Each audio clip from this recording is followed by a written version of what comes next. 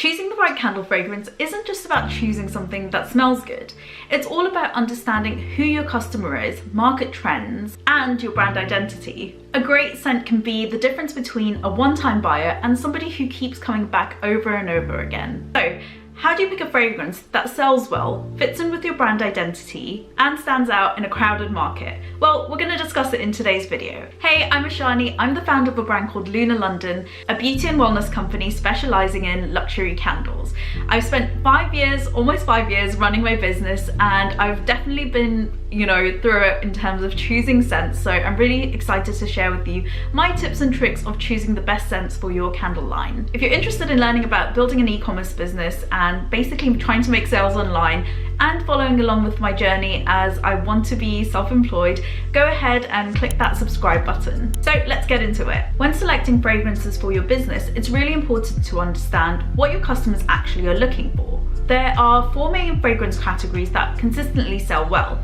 The first one being fresh and clean. Think linen, citrus, or sea salt. This is perfect for the customer that wants something minimalistic and airy. Usually this kind of scent works well in bathrooms, offices, or just general everyday use. The next category we have is floral and sweet. Think about rose, jasmine, and vanilla. These are timeless bestsellers and are often very popular with people who love very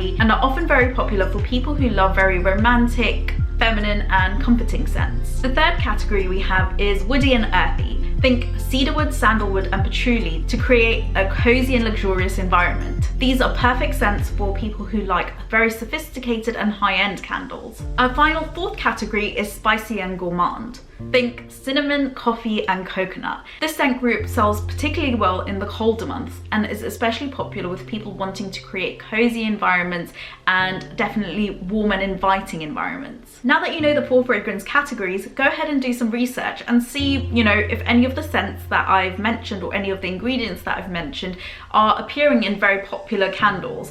This will help validate what I'm saying, and you can see what's the most popular candles out there and what scent profiles they have. This will help you try and go ahead and go and walk the path that other people have walked before, because as a business you kind of want to do very new and brand new things, but also mix it up and have very staple and trusting scents that that is time and time again very popular within other companies and other brands. Now that we know the basics of the fragrance categories, think about seasonality and customer demand. Not all scents will sell equally well all year round. A great way to get returning customers is to be selling based on seasonal demand. So for example, spring and summer, you want to try and align with fresh, airy, and floral scents. And think about scents like lavender, rose, citrus, and jasmine. As fall or autumn and winter comes through, everybody loves to go for very cozy scents like pumpkin spice, cinnamon, vanilla, and like mockery, very like drinks focused scents. This also follows through for the holiday season where people are looking for peppermint, spice chai, and fresh piney Christmassy tree type scents. These sell so well during the holiday season because people are wanting to create that environment in their home, and it also makes an excellent gift. As well as trying to align your fragrance selection with the seasons, think about what scents you can incorporate that aligns with your brand identity. Your scent selection should tell a cohesive story with your brand. Are you a luxury candle, or are you a fun and quirky brand? Or perhaps you're focused on wellness and aromatherapy. If your brand is a luxury brand, I would think about how you can incorporate complex scents into your fragrance selection. Scents like oud, black fig, or amber. If your brand is fun, playful, and youthful, think about how you can incorporate maybe desserty scents into your collection.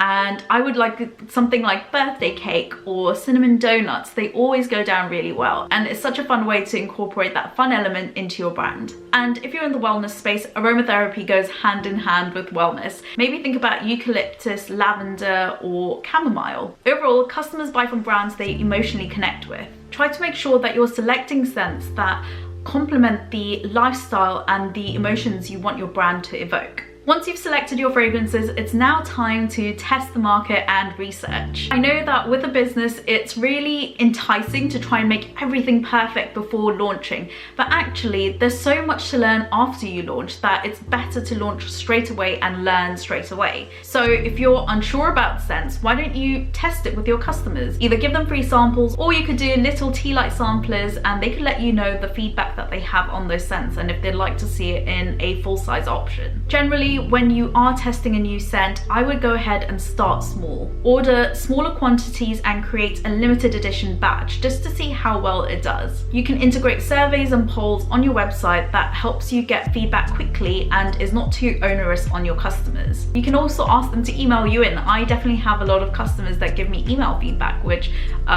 you know, I think is really exciting that someone's taking the time out of their day to let me know whether they love something or hate it. An excellent way to get direct feedback from your customers is to host a pop-up, and they'll tell you exactly what they like or don't like. When doing your research and your selection, just remember that you are not your customer, so you always have to listen to your customer, and it's not really about what you personally like. Use data to drive your decisions rather than being emotionally connected to what you select. Once you're clear on your brand positioning and the scents you're choosing, make sure that you're pricing yourself accordingly. Common mistake I see with small businesses is calling themselves luxury candles when they're not actually offering a luxury experience, nor are they using luxury scents. So just be sure, if you're calling yourself a luxury candle, that you have the packaging down, the scent selection is complex and is expensive in the type of, like, it's evoking a very expensive high-end feel, and also it needs to pay off in terms of scent throw.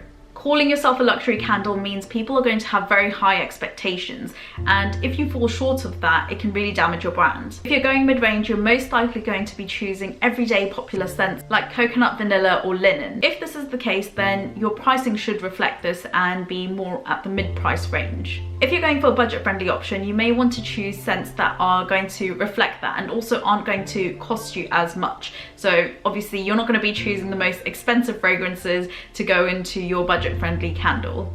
Overall, your fragrance should justify your price. If you're charging a premium, your scent and branding and packaging should be at a premium. If you're going on the lower end, then there's not as much expectation, let's say, on the actual price point. But of course, you still probably want to deliver a good experience for your customers. Once you've pinned down the scent direction you're going to go in, it's really important to find the right suppliers for your fragrance. Here are some just general tips of what to look out for when you are buying scents for your candles. First things first, it's so important to go to a reputable supplier, and this is because the scent formulation will be suitable for a candle and being exposed to a flammable flame, basically. If you're in the US, you may want to go to Candle Supplies, Flaming Candle. Those are the kind of the ones I've seen online. For me personally in the UK, I love Candle Shack and Cozy Owl. Once you've made your fragrance oil purchases, it's so important to test because different fragrance oils react differently depending on your wax. So a fragrance oil you might buy may not work with your wax, and you really need to test it to be able to come to that conclusion, as sad as it is.